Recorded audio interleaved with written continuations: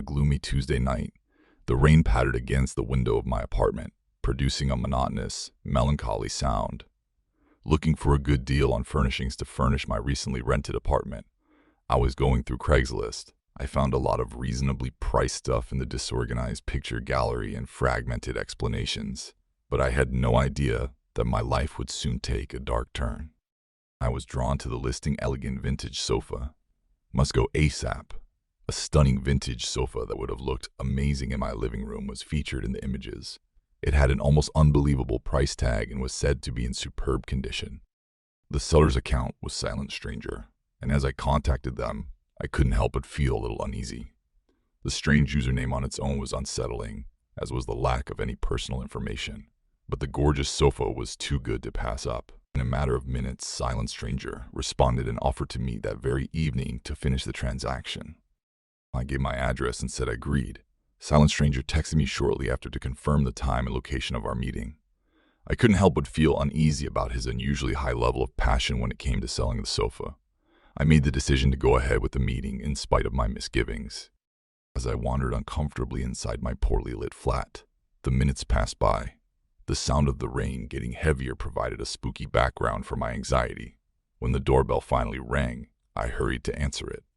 A tall, lean man in his late 40s with a hooded jacket covering his face was standing on my porch. His eyes were so dark under his cowl that I could hardly see them. He exuded mystery. Even though I couldn't shake the shiver that ran down my spine, I wrote it off as anxiety. "Hello," I stumbled out while attempting to keep my cool. "You must be Silent Stranger." He gave a nod and said, "Yes, that's me," in a voice that was nearly whispery. I carried the couch along. "Do you possess the money?" Peering over his shoulder, I noticed the vintage couch leaning against his van. In person, it looked much more amazing. The elaborate features in beautiful mahogany wood were captivating. I agreed and gave him the money, determined not to let my discomfort get the better of me. The money was counted by Silent Stranger slowly and methodically.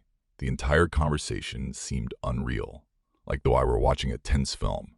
At last he said, "It's all here," as he pocketed the money. "Let me assist you now in moving the sofa inside." Once we got the bulky sofa through my apartment door, the mood darkened even more, because the only source of light was a flickering light bulb overhead. The anxiety in the room grew with each creak of the floorboards and the sound of footfall. After positioning the sofa, Silent Stranger faced me. "I'm hoping you like it. You know, it has quite the history." Curious, I arched an eyebrow. "What kind of history?" "I'm not sure of all the details, but it's been in my family for generations," he said after pausing for a bit. "It is said to have seen a great deal." Although I thought it was just a normal reaction to the spooky environment, I had a chill down my spine. "I appreciate the sofa. I am truly grateful for that." Apparent to be deep in contemplation, Silent Stranger nodded. "Be sure to look after it. It is worthy of that." After making that mysterious remark, he turned and vanished into the misty night. I wondered what secrets the old sofa contained as I watched him drive off.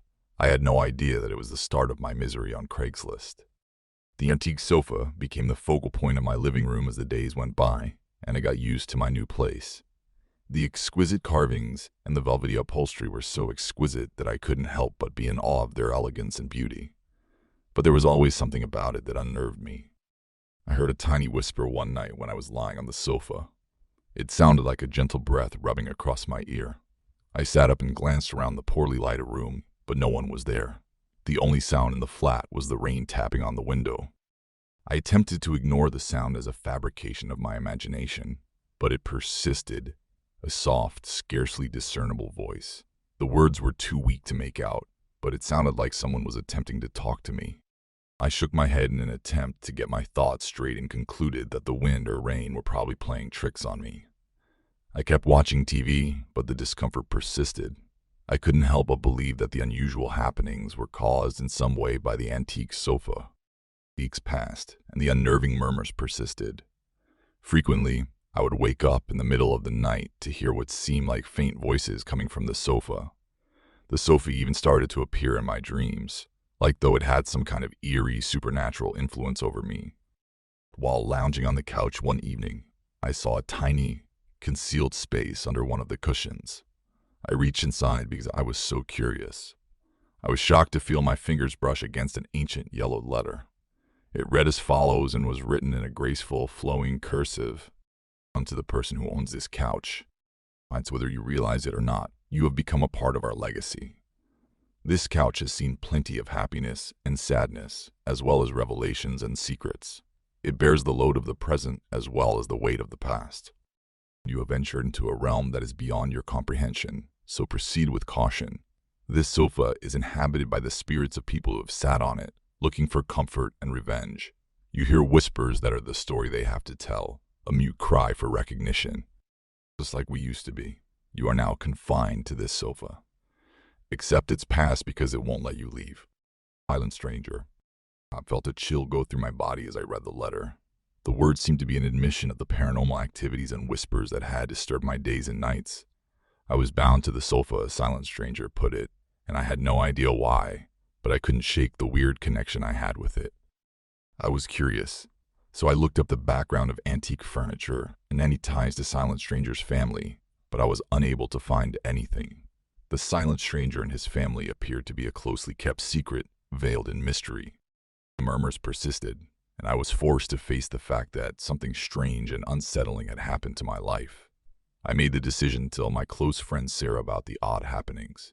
One evening, she came over, and I started explaining all that had been going on while we sat on the antique sofa. Sarah's face furrowed in concern as she listened carefully. That's really creepy, but it's probably just your imagination, right? I nodded, hoping without hope that it was all in my head. But the whispers got louder, as if to disprove me. Sarah's eyes grew wide as she turned to face me, her anxiety reflecting mine. She muttered, "That's not your imagination, is it?" "No," I said in a shaky voice. "I swear. I've been hearing these whispers ever since Silent Stranger sold me this sofa." Feeling uneasy, Sarah cast a quick glance around the space. We must learn more about this Silent Stranger and the information he may have concerning the sofa. Perhaps he can assist us in determining how to put an end to it. When I attempted to get in touch with Silent Stranger the following day, his Craigslist account had been canceled and his phone was no longer operational. It was as though he had disappeared, leaving the mysterious sofa in his place. Unfazed, Sarah and I made the decision to learn more about the sofa's past. We looked over the internet for any information on incidents like this one that had weird happenings and antique furniture. Although we came across a few reports of paranormal furniture, they offered no real answers. We discovered an old story from a local newspaper from several decades ago while conducting our study. In a little town not far from where I lived, there had been a number of unexplained disappearances and unusual incidents that were reported in the story. Around that same period, the sofa was purportedly owned by Silent Stranger's family.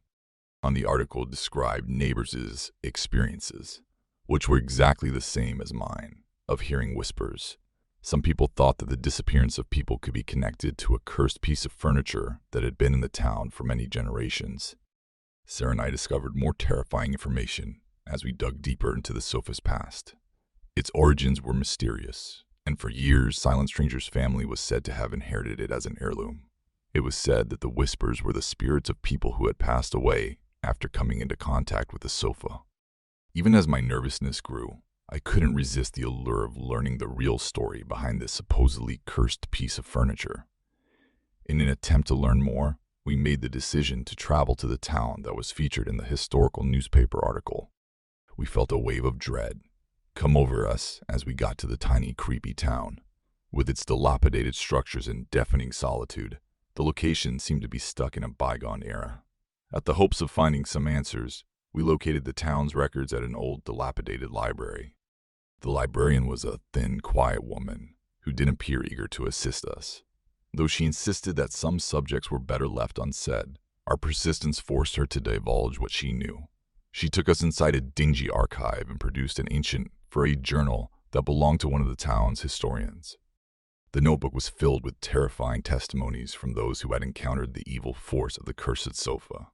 It explained how the ancestors of Silent Stranger had performed evil rituals and spoken with the dead spirits using the sofa. It was rumored that the ghosts of the dead got lodged inside the couch, whispering warnings to incoming owners. We had found both scared and captivated Sarah and me. It was obvious that the old sofa I was holding was connected to an evil, alien power that had taken control of our lives. We couldn't help but wonder whether the whispers and disappearances had anything to do with the ghostly presence that had taken up residence on the furniture. We felt the cursed sofa's presence drawing nearer to us as we learned more about it. The whispering became more intense and louder, like if the spirits imprisoned inside were attempting to speak with us. Their stories echoed in our brains, as though they were pleading to be freed. We made the decision to enlist the aid of a nearby paranormal specialist in our endeavor to lift the curse and release the spirits imprisoned in the antique sofa. He consented to meet with us in my place, having handled cases similar to ours in the past. The expert was examining the sofa and explaining that the souls trapped within were trying to find a way out of the cursed furniture, a means to find closure. He thought that the solution to releasing the spirits might be a rite that included telling their experiences and asking for their ultimate pardon, in the hopes that it would silence the disturbing murmurs and grant the troubled spirits some peace. Sarah and I were resolved to see the idea through its completion. We got all the supplies and got ready for the ceremony. We lighted lights and started telling the stories we had found in the old journal that fateful night while the rain pouring outside.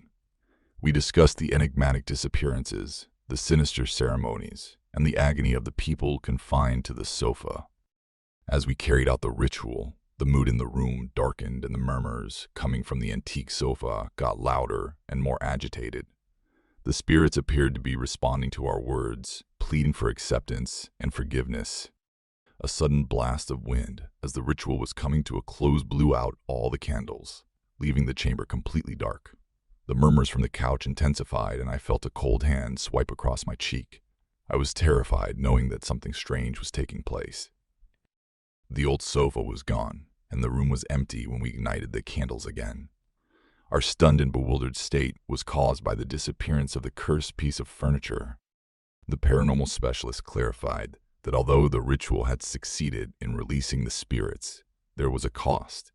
The sofa had served as a vehicle for their suffering and had vanished from our reality as a result of the curse being broken. There was a sense of closure and relief for Sarah and me, but there was also a lingering sense of loss.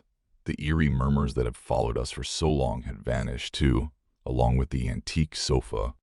The rain was still falling outside as we sat in the darkened chamber, but the atmosphere grown less ominous. After confronting the old sofa's curse, we came away from the encounter completely transformed. I still find myself wondering where the cursed sofa ended up and whether the souls of the people who vanished over the ages are still inside of it. I will always be plagued by the recollection of that tragic Craigslist deal and the subsequent paranormal excursion, which serves as a terrifying reminder of the mysteries that may be found in the most unlikely places.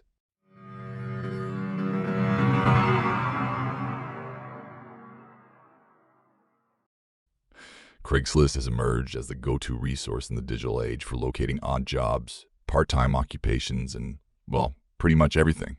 That's the start of my scary story, a marketplace where you may buy, sell, or exchange practically anything. I was a fresh college graduate struggling to pay off my massive debt and looking for any way to get by. I had been accustomed to the same old routine of applying for jobs and receiving rejection emails, so I had little choice but to click on a vague job posting that I saw on Craigslist. I had no idea that this choice would set me on a journey full of uncertainty and mystery. A straightforward yet intriguing job posting said, seeking assistance for unusual tasks. High pay, no questions asked.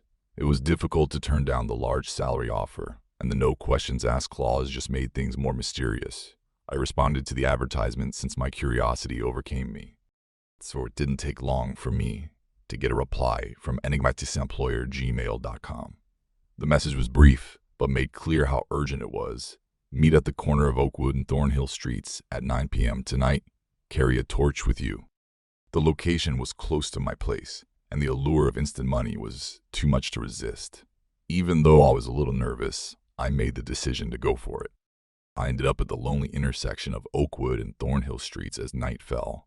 I felt the weight of uncertainty pressing on me as I gripped my flashlight hard in the barely visible glare of the streetlights. I waited in the unsettling silence, feeling a chill run down my spine, and the figure appeared out of the darkness. They came up to me wearing a low-cut hat and a long, dark overcoat. I was unable to identify their gender or any of their attributes. Their gloved hands held out a simple, sealed package toward me, and that was all I could see. In a quiet voice, they murmured, "Take this. Inside are the directions for your first assignment. Open it elsewhere. Don't talk about it with anyone. If you do the assignment, you'll get paid."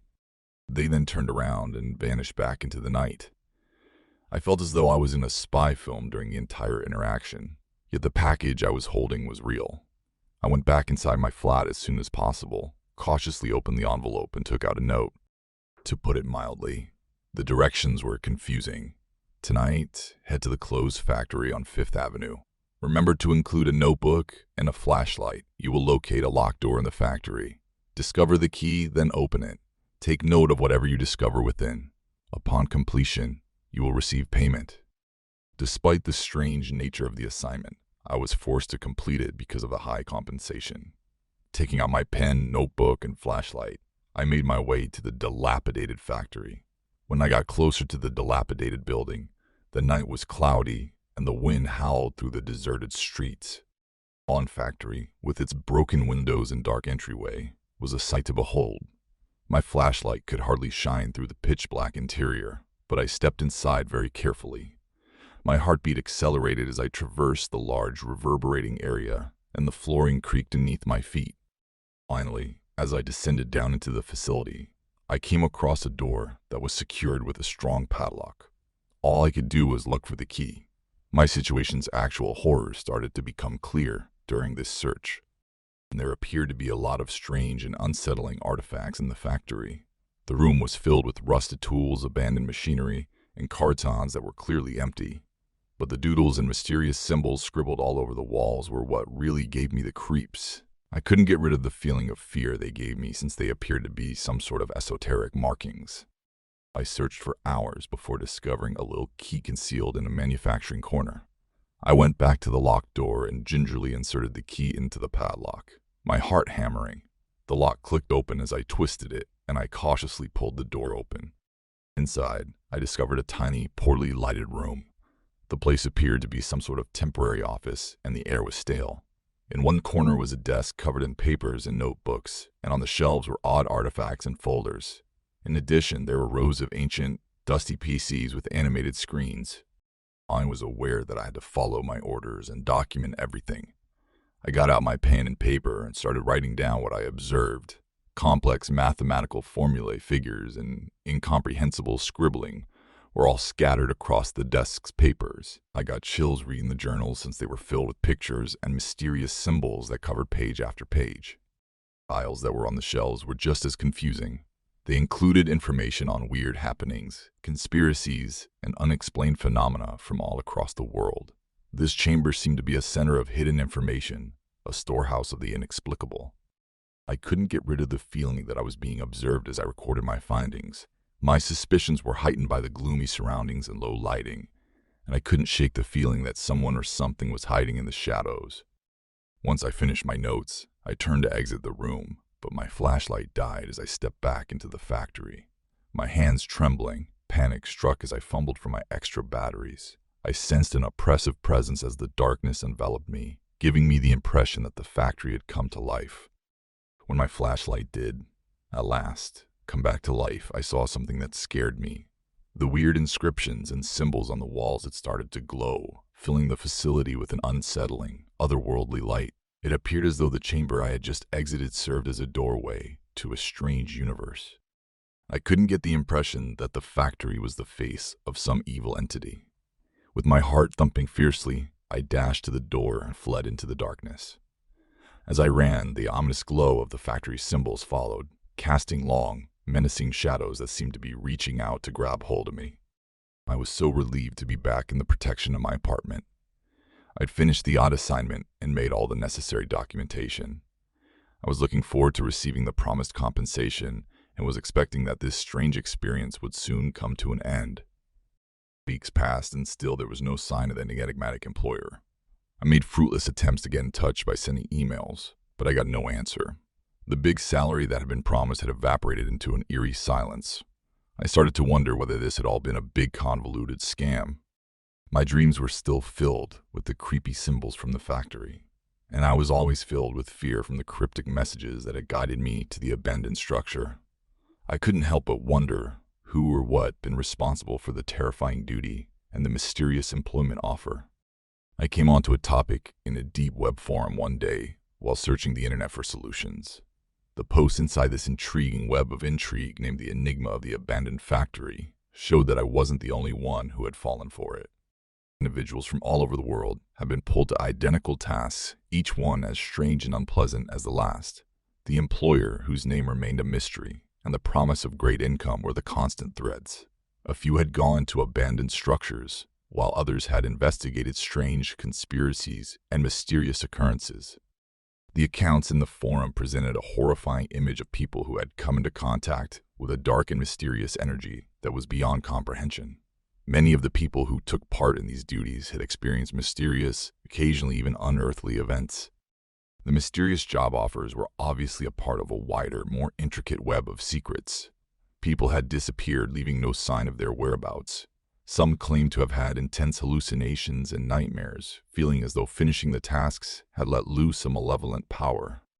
As I continued to read, it became increasingly clear that I was involved in something far darker than I had ever thought. The terrifying symbols from the factory had become a recurring nightmare, and the internet forum was flooded with stories of people who had lost their minds. I was terrified and uncomfortable, but I also felt a growing resolve to solve the mysteries that had trapped me and learn the truth about my mysterious boss. I tried contacting other members of the forum in the hopes that by combining our expertise and experiences, we could solve the mystery surrounding the mysterious job offers. We set out on an unrelenting mission to figure out the mysterious employer's whereabouts, interpret the unsettling symbols, and decipher the coded communications together. Our research took us on a perilous and sinister journey that would test our sanity and ultimately uncover a horrible, unbelievable truth. The growing number of people in the online group was motivated by their shared need for answers. We started assembling the bits and pieces of knowledge we had found, making connections and tracing a series of hints that had led us to a shocking discovery. It turned out that the mysterious job offers were being coordinated by a secret society called the Enigma Society. Those who were pulled into a realm of arcane wisdom, mysterious mysteries, and unexplainable occurrences made up its membership. At any costs, the organization was committed to solving the universe's mysteries. As we learned more about the Enigma Society, we found that the cryptic assignments served as a means of evaluating the tenacity, curiosity, and commitment of individuals who had been chosen to enlist. People were lured into these odd jobs by the society's high pay promises, which frequently resulted in the discovery of disclosures and secret realities that were outside the realm of common understanding. The ultimate aim of the club was to unlock the wisdom concealed by the mysterious signs and symbols that had plagued my dreams. It was believed that these symbols would open a door to cosmic wisdom from long ago and hold the key to discovering the secrets of the cosmos. However, upon further investigation of the society's workings, we discovered a startling reality. A horrifying price was paid by members of the Enigma Society who had gone too far in their quest to discover secret realities. Their stories had been lost to the vacuum, and their disappearance had left their fates unknown. It was evident that anyone attempting to solve the society's mystery faced a frightening truth. The mysterious employment offer served as both a litmus test and a doorway to a world of unexplainable horrors and darkness that threatened to engulf everyone who ventured to look for answers. Our research had taken us right to the center of the Enigma Society. We had discovered who the mysterious employer was, a man only known as the Keeper of Secrets. The Keeper was described as a being who had passed through the veil of shadows and seen the true essence of the universe, protecting the most ancient and sacred knowledge held by the society. A terrifying order came to us as we dug further into the society's secrets. We had to decide whether to accept the darkness and explore the wonders of the universe, or to give up and go back to a life of common ignorance after the Keeper of Secrets discovered our investigation. The darkness of the society's enigma closed in on us, increasing the pressure.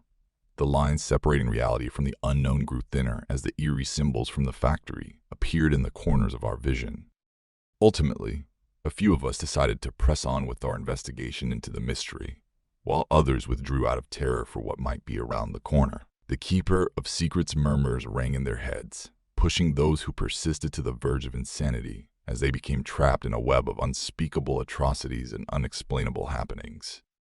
I decided to record their tales in order to unravel the enigmas surrounding the Enigma Society and to divulge the terrifying details of my terrible Craigslist experience. My story should hopefully serve as a cautionary tale for those who dare to venture into the unknown, for those who are lured into the mysterious world of big pay and no questions asked, and for those who might inadvertently step through the veil of shadows and discover the universe's darkest mysteries.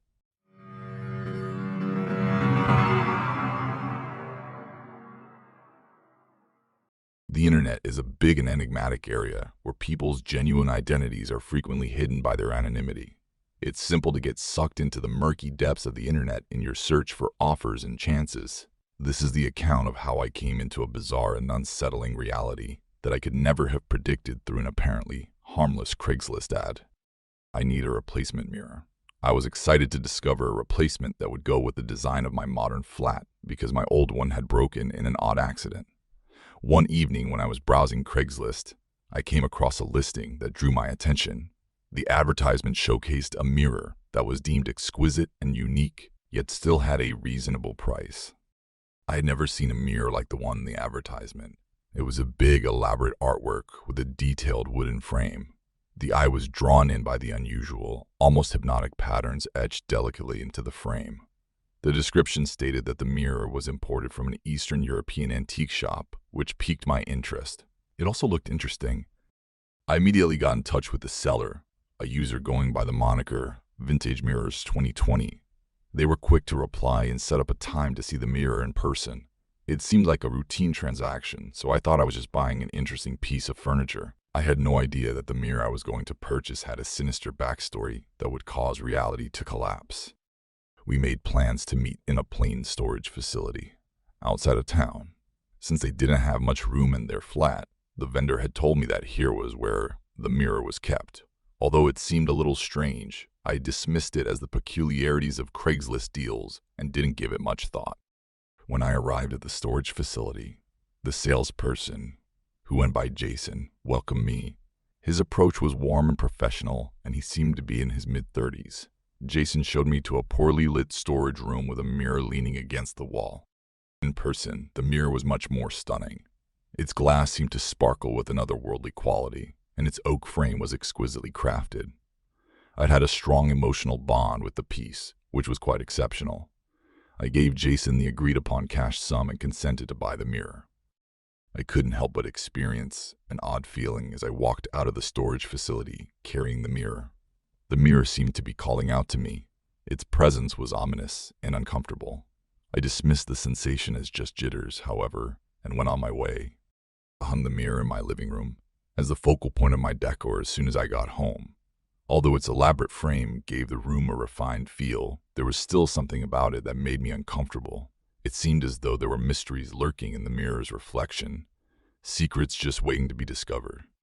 The first night the mirror was in my house went without a hitch, and I had a good night's sleep.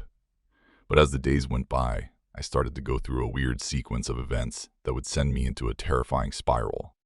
It started with slight distortions in the reflection from the mirror. Sometimes when I gazed into it, I would see a slightly altered version of myself, as though I was gazing at a separate version of myself.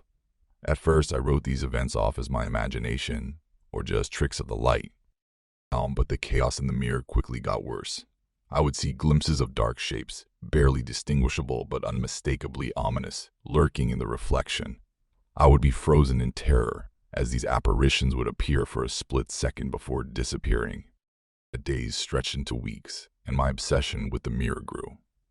I saw that I was gazing into its depths for hours on end, in an attempt to learn its secrets.